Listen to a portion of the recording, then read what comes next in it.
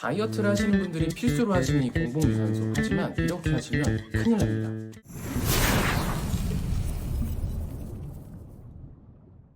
5분 동안 쉽고 빠르게 다이어트 정보를. 안녕하세요, 브로드입니다. 오늘은 공복유산소에 대해서 이야기를 해보도록 할 텐데요. 다이어트 할 때 공복유산소가 좋다라는 거는 다 알고 계실 거예요. 그럼 이론적으로 공복유산소가 왜 다이어트에 좋은지에 대해서 알려드리도록 하겠습니다.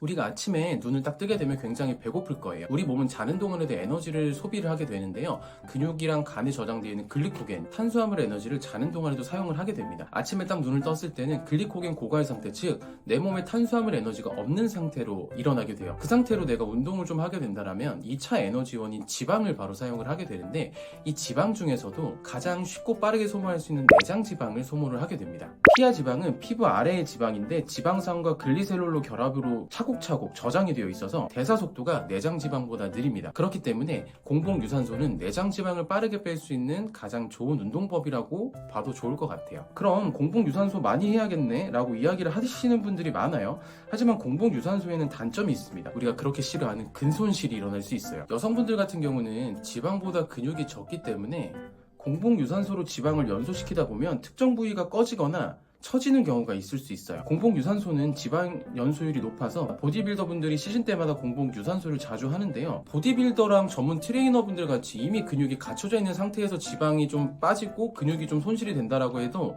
바디라인에 그렇게 큰 영향이 가진 않아요. 하지만 지방이 많고 근육이 적은 일반인 분들 같은 경우 특정 부위가 꺼지거나 피부가 노화되는 경험을 하실 수가 있어요. 그러면은 어떻게 하면 좋을까요? 그걸 제가 지금 알려드리도록 하겠습니다.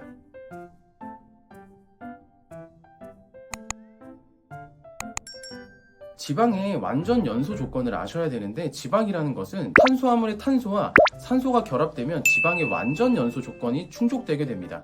반면 탄수화물이 없을 때에는 지방의 불완전 연소가 일어나면서 케톤체를 생성을 하게 돼요. 이 케톤체가 내 몸에 계속 누적이 되게 되면 부작용이 생길 수 있는데요. 부작용으로는 두통이나 입이 바짝바짝 마른다라거나 구취가 심해진다라거나 좀 무기력하다라거나, 탄수화물을 좀 확 줄인 상태에서 유산소 운동이나 근력 운동을 많이 하시는 분들 같은 경우는 이 케톤체가 계속 생성이 되기 때문에 무기력하거나 구취가 더 심해지는 경험을 많이 해보셨을 거예요. 그게 바로 이 이유 때문입니다. 지방을 완전하게 연소시키는 게 아니라 불완전하게 연소를 시켰기 때문에 일어나는 부작용이라고 보시면 좋을 것 같아요. 저도 다이어트를 하다 보면 공복유산소를 할 때가 많은데 그때마다 좀 무기력하고 머리가 아팠던 경험이 좀 있었던 것 같아요. 결론을 말씀을 드리자면, 공복유산소를 해야 하는 사람은 근육과 지방이 많은 초고도 비만자 분들이거나 전문 보디빌더들이 공복유산소를 활용을 해주시면 좋고, 운동은 효율성이기 때문에 본 웨이트가 메인이 되어야 되고 그 이후에 추가적으로 휴식 시간이 있고, 그리고 내가 운동을 좀 더 할 수 있을 때 서브로 공복유산소를 가져가는 거지, 다이어트를 한다라고 해서 공복유산소만 메인으로 가져갔을 경우에는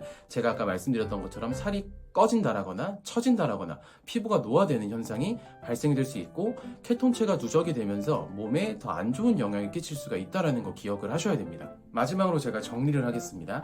공복유산소 같은 경우는 체지방 연소율이 가장 뛰어난 운동법이긴 하지만, 지방이 많고 근육이 적은 분들이 공복유산소를 했을 경우에는 다이어트가 되고 나서 오히려 더 안 좋은 몸, 이쁘지 않은 몸매라인을 가질 수 있다라는 거 기억을 해주시면 좋고, 내 몸에 탄수화물 에너지가 부족한 상태에서 지속적인 공복 운동은 케톤체를 생성을 하면서 무기력증, 구취, 두통, 어지럼증 등 부작용을 일으킬 수 있다는 거 기억을 해주시면 좋을 것 같습니다. 그래서 공복유산소는 근육과 지방이 같이 많은 초고도 비만자 분들이거나 아니면 전문 트레이너나 보디빌더들이 하시는 걸 추천을 드려요. 그럼 일반인 분들 같은 경우는 어떻게 해야 되냐? 일반인 분들 같은 경우는 공복유산소보다 음식을 섭취해서 탄수화물 에너지가 충분히 있는 상태에서 소화를 시키시고 웨이트를 메인 운동을 해주시는 게 좋고, 시간이 되고 휴식 시간이 충분히 있었을 때 그때 공복 운동을 가져가 주시는 게 좋습니다. 아침에 눈 뜨자마자 다이어트를 한다라고 해서 에너지가 부족한 상태에서 공복 운동을 하게 되면 아까 제가 말씀드렸던 부작용들이 생길 수 있기 때문에 메인으로는 웨이트를 가져가 주시되 서브로 공복 유산소를 가져간다, 이렇게 생각을 해주시면 좋을 것 같습니다.